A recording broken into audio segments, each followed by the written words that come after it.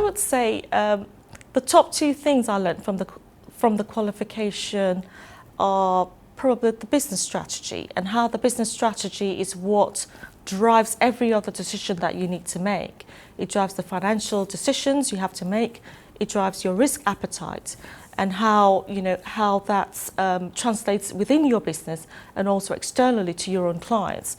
So for me, those are the key things. Risk is fundamental because, having good financial metrics in the business, you are sort of mitigating financial risk.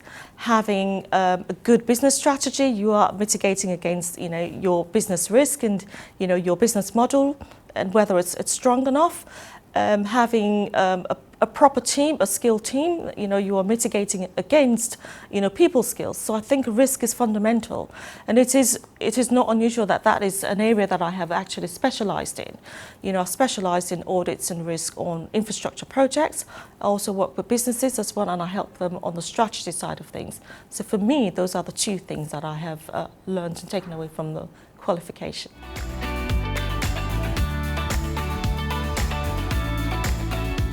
As an entrepreneurial member in practice, I would say one thing that I've had to do, and the skills I've developed are people skills. So I'm not an introvert, in any way, but neither am I an extrovert.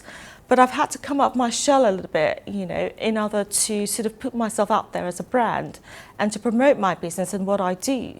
So that has meant that I've had to change a little bit, evolve, adapt, and sort of, develop my interpersonal skills a little bit more than I would have liked to. I would also say that I've had to take on a lot of responsibilities, more responsibilities than I would perhaps have liked to have done. But one thing about me is that I do love challenges. I do like to take on challenges, and I do like to learn. So that has been of huge benefit to me in my business. So the reason why I say that is because, by you been there and you've been there as a business owner, as a member in practice or business owner, and talking to clients, and they say to you, well, this is an issue that I'm having.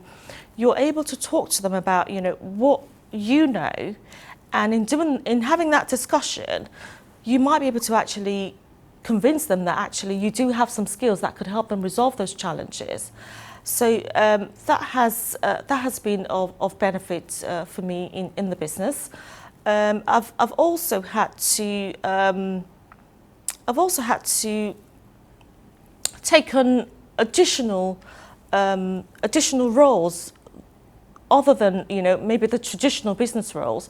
For example, I set up a steering group on infrastructure projects, and that steering group it's a CSR initiative, which is something I set up as part of the responsible business initiative in my business.